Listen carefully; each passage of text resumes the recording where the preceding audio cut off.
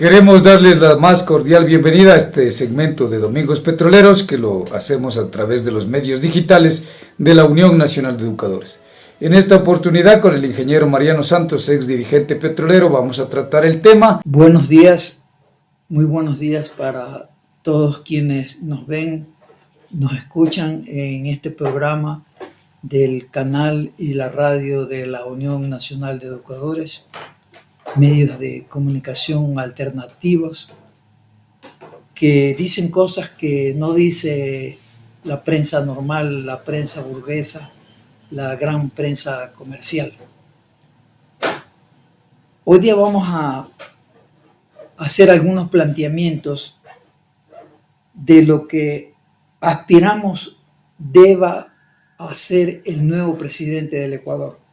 Es decir, es una propuesta para los candidatos.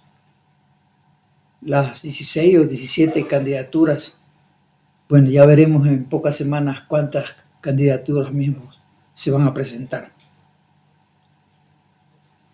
Bien, para comenzar vale decir que el mundo entero está sufriendo cambios importantes, importantísimos diría yo.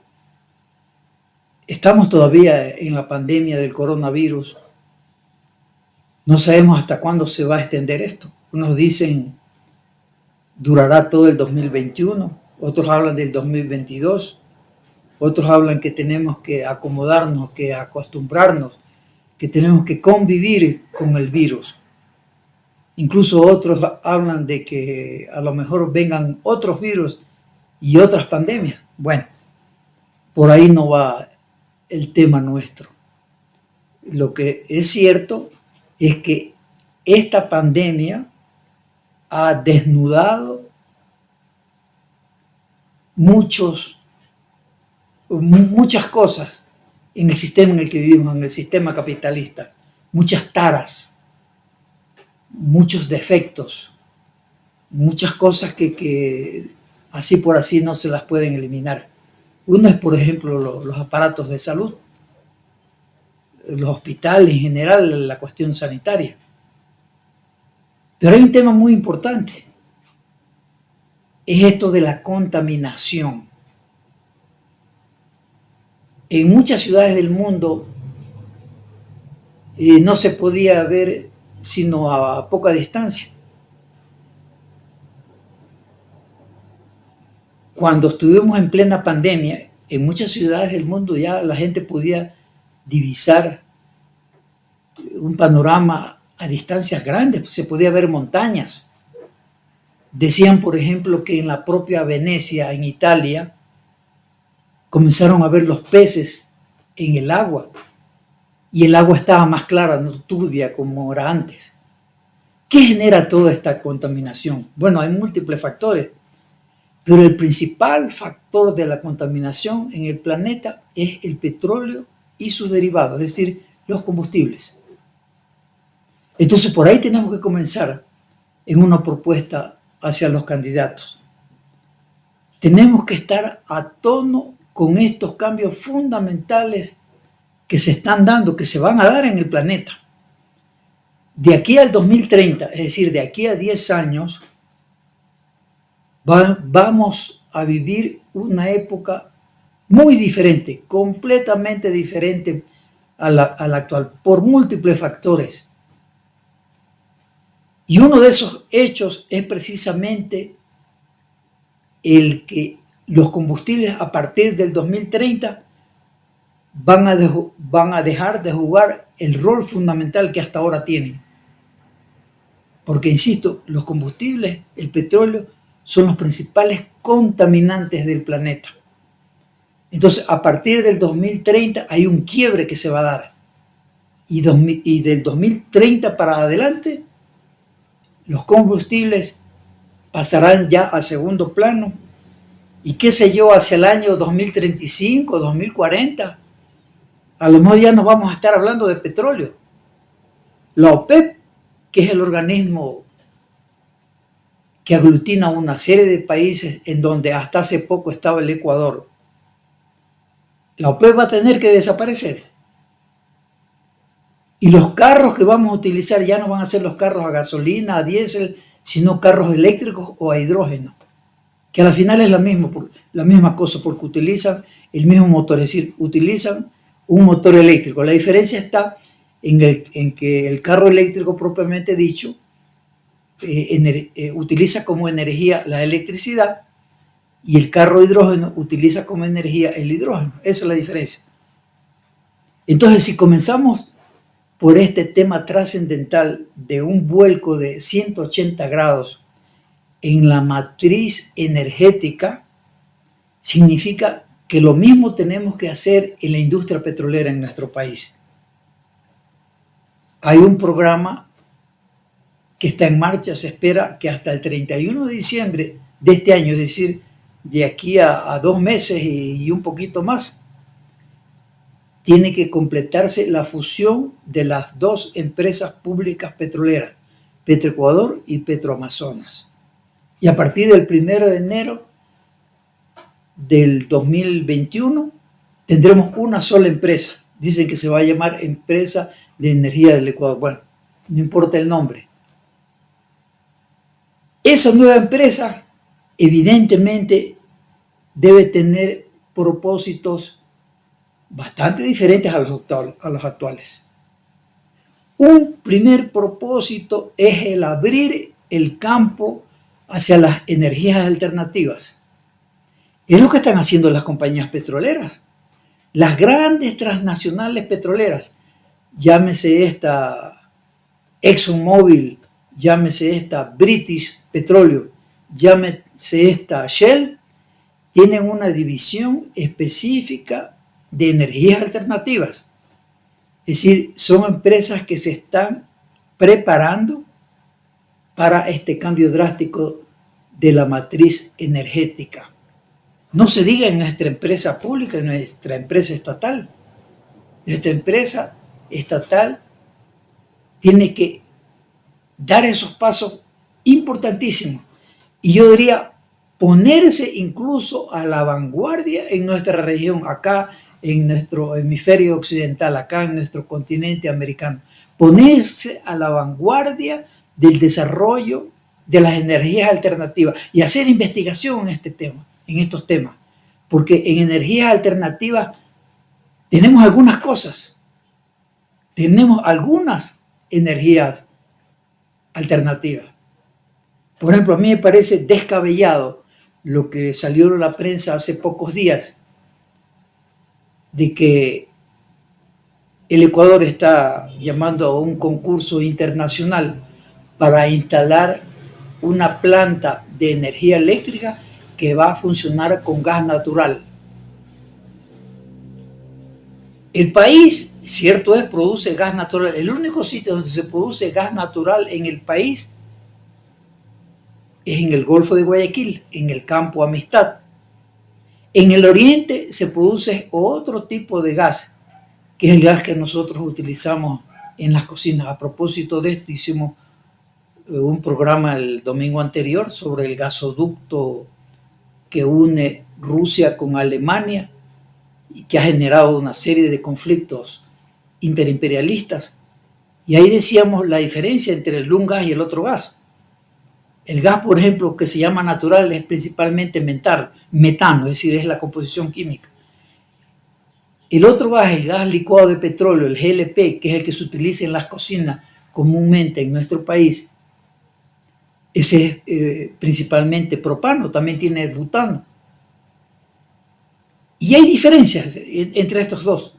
Por ejemplo, decíamos en el programa anterior que el un gas es más pesado y el otro es más liviano que el aire, comparándolo con el aire. Por eso es que, por ejemplo, el gas licuado de petróleo, cuando se producen fugas en los cilindros, el gas se queda prácticamente a ras del suelo. En cambio, el gas natural, cuando hay una fuga se disipa en el aire porque es más liviano que el aire.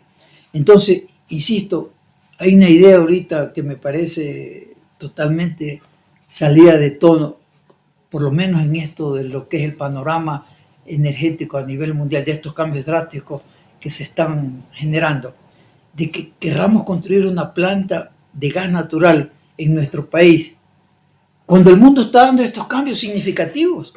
Y lo peor es que ese gas no hay pues en el Ecuador. El campo Amistad no satisface ni siquiera la demanda nacional, porque el gas natural se consume básicamente en nuestro país, en la zona sur del país, básicamente en la provincia de La Suay, con las empresas de cerámica y otras industrias que hay allá.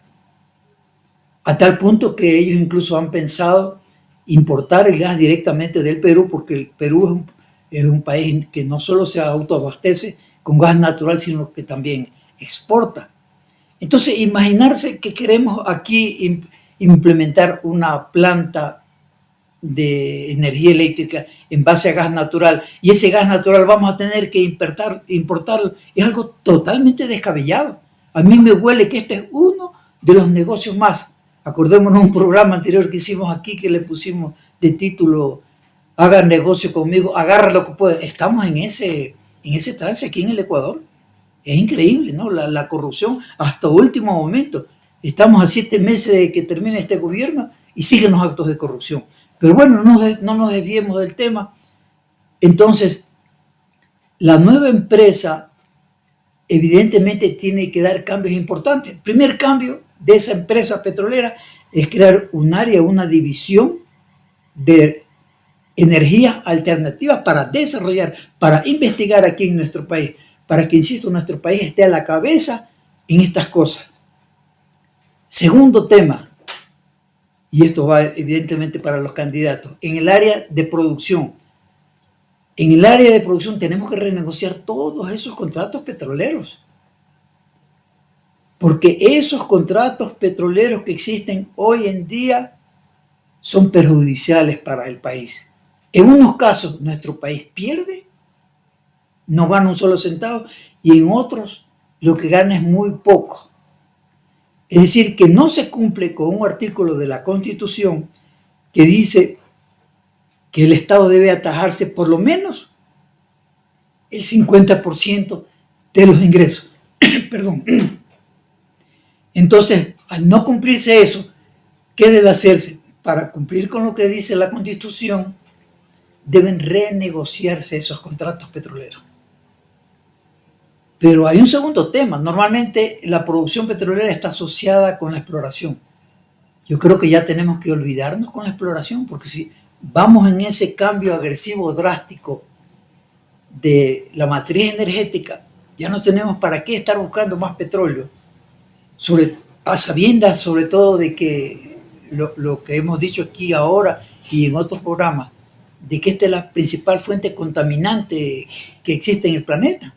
Entonces, ¿para qué buscar más petróleo? Ya cerremos lo que se denominan las fronteras del petróleo, las fronteras energéticas, y lo que hay que hacer más bien es consumir lo que tenemos, es decir, las reservas ya encontradas. Eso es lo que hay que desarrollar.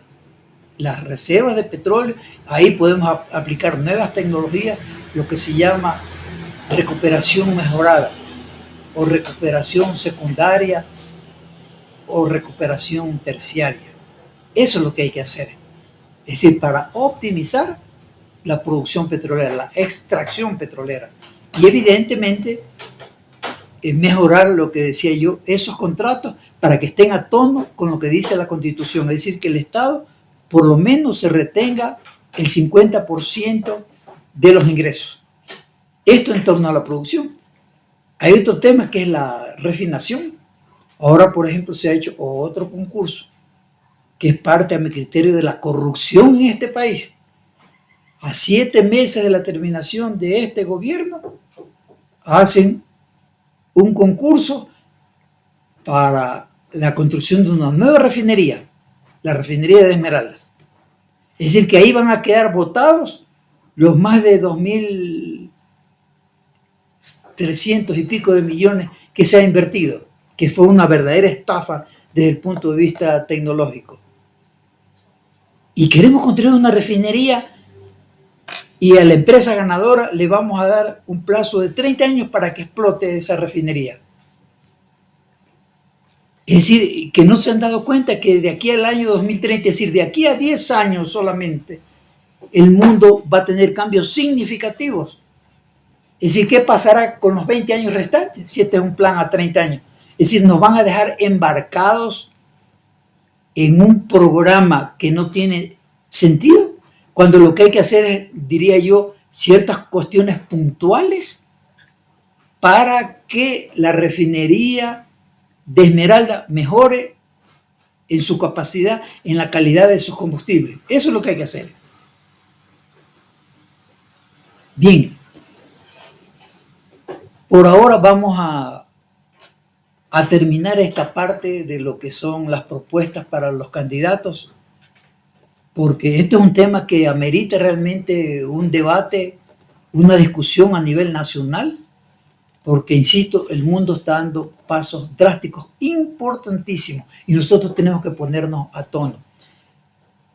Entonces, vamos a continuar con esto de las propuestas en el próximo programa. Por ahora nos vamos a detener, pero ya dejamos planteadas algunas cosas. No, la implementación de un área de los recursos alternativos en las empresas petroleras, los cambios en lo que significa la producción, es decir, la extracción petrolera, y también los cambios que deben haber en lo que es la refinación.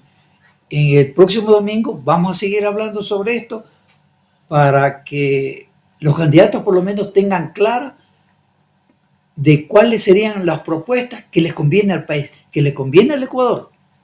Y es muy importante hacer esto, por lo cual vamos a insistir en el programa del próximo domingo. Así que agradecemos a todas aquellas personas que nos han estado viendo, que nos han estado escuchando en el canal y en la radio de la Unión Nacional de Ecuador, de la Unión Nacional de Educadores. Y hasta el próximo domingo. Muy buenos días. El próximo mes de febrero tenemos la oportunidad de que esta historia de desastres, de catástrofes biológicas, ecológicas, ambientales, donde se han empobrecido la mayoría y se han contaminado miles de ciudadanos del sector amazónico, sobre todo, tenemos la oportunidad de decirle no a la derecha, de decirle no a los candidatos de los delincuentes y de hacer una minga y de sumarnos a la minga por la vida, por la educación fiscal en contra del neoliberalismo educativo.